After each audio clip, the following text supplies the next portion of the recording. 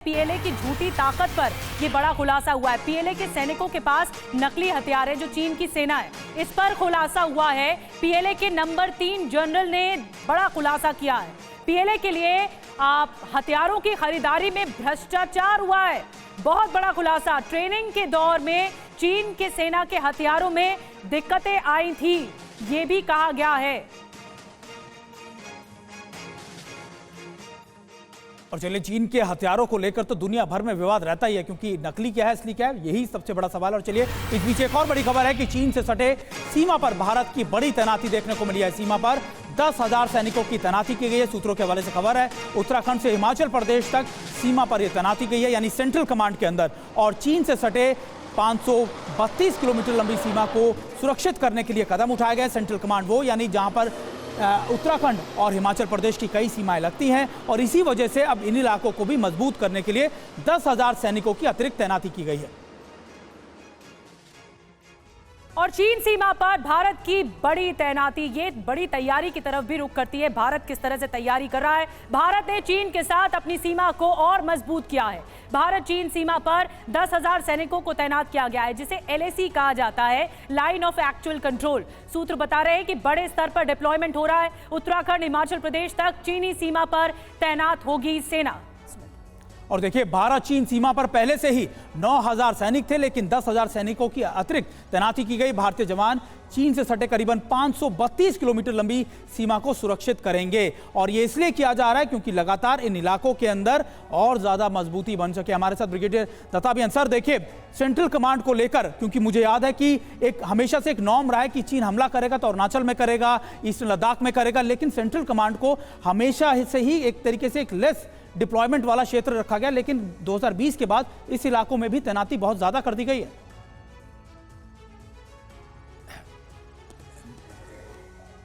दत्ता, देखिए, ऐसा है कि जो आपने अभी जिक्र किया, जो रीइंफोर्समेंट का, सेंट्रल कमांड पहले ऑपरेशनल कमांड नहीं थी। वो मेनली क्या है, एडमिनिस्ट्रेटिव कमांड थी, जिसके अंदर की पूरा जो हमारे रियर मेंटेनेंस एरिया हैं या जितनी आगे वाली कमांड्स को हमने सप्लाई करनी है, उसकी जिम्मेवारी थी। अभी ये एडिशनल जो थ्रेट पैदा हुई है, अभी सेंट्रल कमांड को ऑपरेशनल कमांड कन्वर्ट कर दिया गया है। और ये जितनी डिप्लॉयमेंट अभी हो रही है, जो एडिशनल ट्रुप जा रहे हैं, वो उसी कमांड स्ट्रक्चर के चेंज के माध्यम से जा रहे हैं। इसका क्या नाम, और इसका मतलब ये है, हमारी ईस्टर्न कमांड, नॉर्दर्न कमांड और सेंट्रल कमांड, 3 कमांड्स हमारी अभी चाइना फ्रंट को देख रही हैं। इसके साथ साथ में जो हमारी डिप्लॉयमेंट है, हमारे ब्रह्मोस है, हमारे एयरक्राफ्ट हैं, हमारे मिसाइल सिस्टम है, हमारे K9 आर्टिलरी सिस्टम्स हैं, ये सारे वो हथियार और असला है जो हम सेल्फ रिलायंट हैं, हम खुद उसकी मैन्युफैक्चरिंग कर रहे हैं।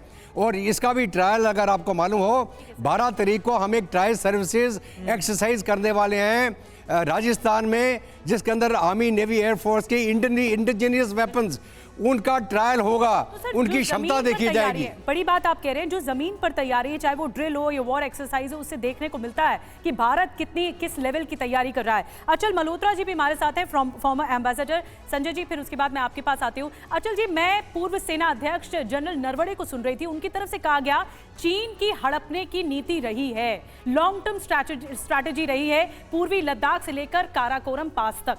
तो डिप्लोमेटिक स्तर पर तो हर बातचीत विफल रही है, नाकाम रही है। अब आपको क्या लगता है कि किस तरह से भारत अपनी स्ट्रैटेजी आगे बढ़ाएगा?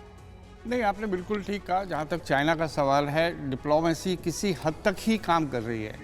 अगर आप देखें, गालवान वैली के बाद डिप्लोमेसी का रोल अगर आप कहें तो आप इसे फेलियर भी कह सकते हैं, लेकिन एक लिमिटेड सक्सेस भी कह सकते हैं, इस हद तक कि उसके बाद कोई बहुत बड़ा हादसा नहीं हुआ है। लेकिन जहाँ डिप्लोमेसी ख़त्म होती है, वहाँ हमेशा जो है कन्फ्रंटेशन होती है। तो इसलिए हम देश की इस समय जो नीति है, वो बहुत ही क्लियर है कि चाइना से हम उस समय तक बात नहीं करेंगे जब तक बॉर्डर पे जो हमारा एनवायरनमेंट है वो कंड्यूसिव नहीं होगा। हालांकि व्यापार के क्षेत्र में हमने, भारत सरकार ने किसी भी किस्म का इंटरवेंशन नहीं किया है और लगातार व्यापार बढ़ रहा है।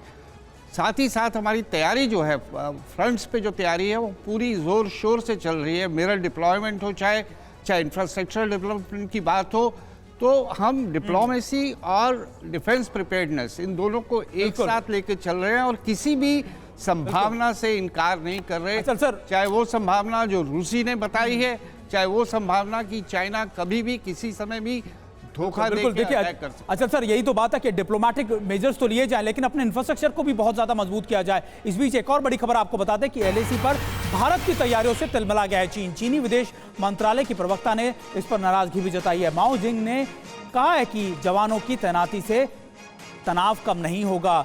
माओ निंग ने कहा कि दोनों देशों के बीच आपसी विश्वास कम होगा, यानी भारत अपनी तैनाती करता है और चीन उसमें विश्वास की कमी को दर्शाता है। चीन ये कहता है कि देखिए तैनाती आप नहीं कर सकते। संजय सर, ऐसा लगता है कि चीन ये बात समझ चुका है, ये जान चुका है कि भारत अब चीन के झांसे में नहीं आने वाला है।